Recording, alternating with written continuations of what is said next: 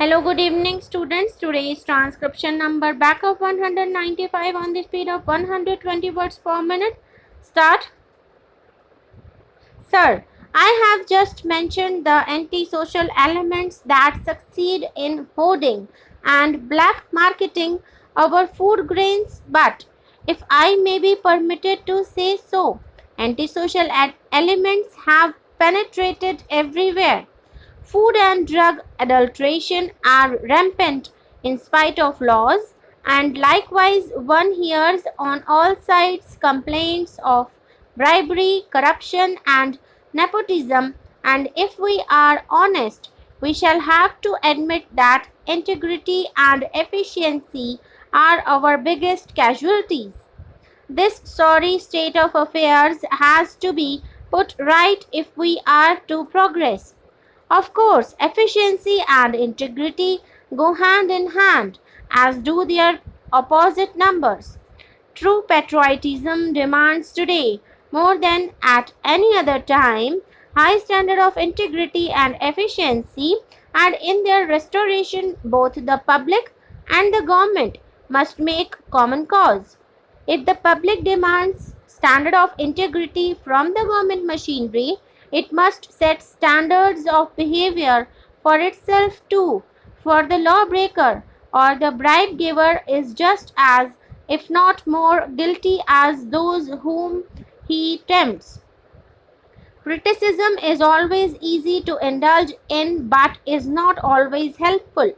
Therefore, I put forward certain concrete suggestions last session for the consideration of the finance minister which, in my humble opinion, would provide permanent sources of revenue in addition to, and in some instances, to replace what he is tapping.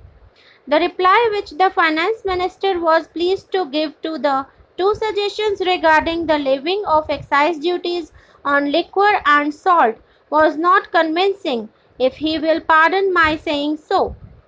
I for one do not mourn so much over the loss of revenue to government as I do over the dishonesty that prohibition by law brings in its wake.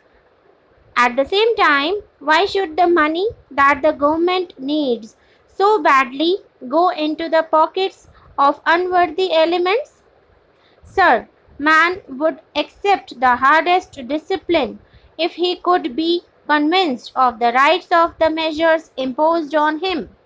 But man will always question the validity of rules if he does not know their source, because he can only think morally if he is improved from within.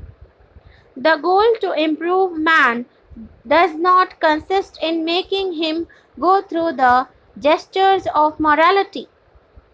If moral rules are arbitrarily imposed, no matter what their practical value is, they will never fight successfully against the inherent weaknesses of human nature. Educate him, persuade him, show him that you care for his welfare and he will follow you.